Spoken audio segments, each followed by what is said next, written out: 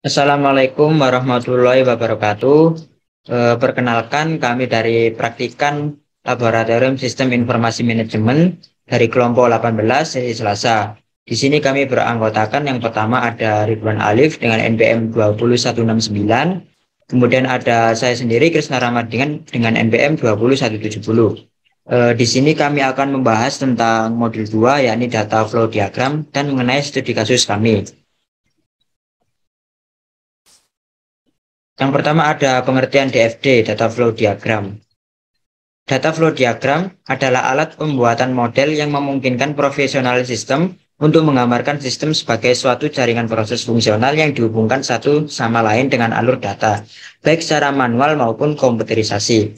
DFD ini sering disebut juga dengan nama bubble chart, bubble diagram, model proses, diagram alur kerja, atau model fungsi. Kemudian yang kedua ada fungsi dari DFD ini sendiri. Yang pertama, DFD membantu para analis sistem meringkas informasi tentang sistem, mengetahui hubungan antar sub-sub sistem, membantu perkembangan aplikasi secara efektif. Kemudian DFD ini berfungsi sebagai alat komunikasi yang baik antara pemakai dengan analisis sistem. Kemudian ada DFD dapat menggambarkan sejumlah batasan otomasi untuk pengembangan alternatif sistem fisik. Kemudian DFD ini adalah salah satu untuk pembuatan model yang sering digunakan, khususnya bila fungsi-fungsi sistem merupakan bagian yang lebih penting dan kompleks daripada data yang dimanipulasi oleh sistem. Kemudian ada macam-macam DFD.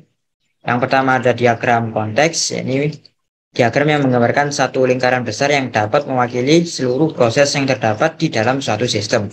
Kemudian ada diagram 0 atau diagram level 1 merupakan lingkaran besar yang mewakili lingkaran-lingkaran kecil yang ada di dalamnya. Kemudian ada diagram level 1, diagram ini merupakan dekomposisi dari diagram level 0 tadi.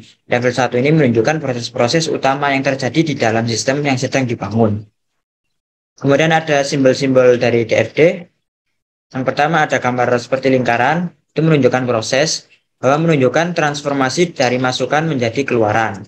Kemudian ada gambar persegi panjang, itu entitas eksternal, di mana entitas tersebut berkomunikasi dengan sistem.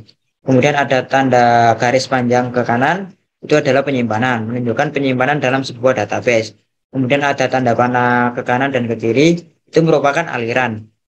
Yang mana aliran itu menggambarkan aliran data yang masuk ke proses atau keluar dari suatu proses. Kemudian ada studi kasus yang kami bahas. Ya, ini sebuah toko bernama Dio sedang membangun sistem database untuk sistem informasi mengenai pembelian baju untuk pelanggan yang akan membeli. Maka buatlah data flow diagram dari permasalahan tersebut. Kemudian kita akan melaju ke running programnya yang selanjutnya akan dijelaskan oleh rekan saya. Nah, sekarang kita masuk ke dalam proses running dari program DFD-nya sendiri. Yang pertama, kita buka Power Designer. Lalu kita pilih file, kita pilih new model. Dari beberapa kategori item ini, kita dapat pilih data flow diagram, lalu klik OK. Nah, setelah itu, kita tinggal buat yang pertama adalah diagram konteks dengan menyesuaikan studi kasus kita. Kita dapat buat simbol-simbolnya itu di toolbox ini, ada storage, external entity, resource flow, process, split, dan flow. Ini kita misalnya buat ini ya, buat terus entitasnya disesuaikan. Nah, terus kita buat flow-nya, thread, nih contohnya ini ya. Nah, terus setelah itu kita dapat menentukan hubungan antara ini relasinya ini ya, dengan cara klik salah satu ini, lalu double klik. Setelah itu kita dapat memberikan nama, misalnya ABC, hubungannya ya, semisal hubungannya ABC, kita klik OK. Nah, di sini kan nggak muncul nih ABC yang telah kita tulis. Untuk cara memunculkannya, kita dapat klik ini, lalu klik kanan, kita pilih format, lalu pilih tab content, pilih nama, lalu OK. Maka ABC yang telah kita buat atau relasi yang telah kita tentukan ini akan muncul di sini. Nah, ini untuk diagram konteks yang telah jadi untuk studi kasus saya itu adalah sistem informasi pembelian baju, di mana ada 4 entitas, ada pembeli, pegawai, nota, dan baju. Ini untuk prosesnya ya, prosesnya.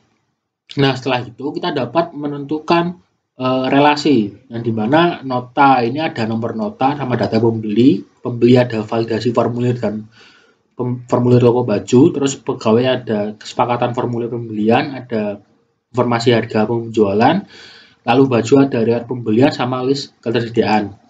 Nah, setelah ini kita dapat membuat diagram level 0. Gimana caranya? Yaitu dengan cara klik kanan, lalu pilih decompose proses. Nih, kalau di sini klik kanan, lalu ini pilih decompose proses.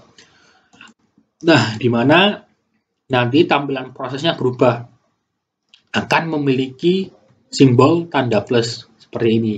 Ini merupakan proses yang telah didecompose proses.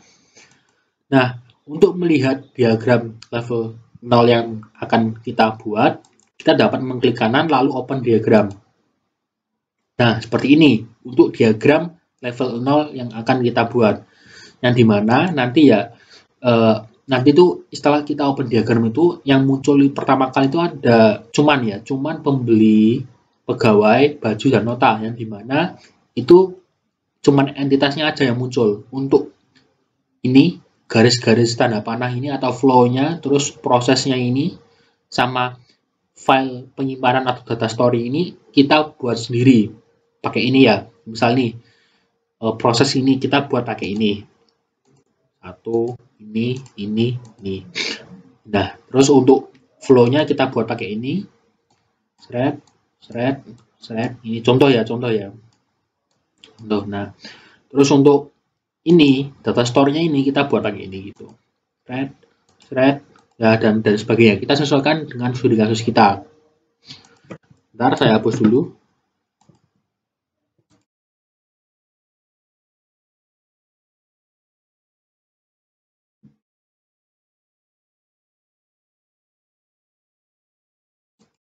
Nah, setelah kita tentukan, misal flow dan prosesnya apa aja, dimana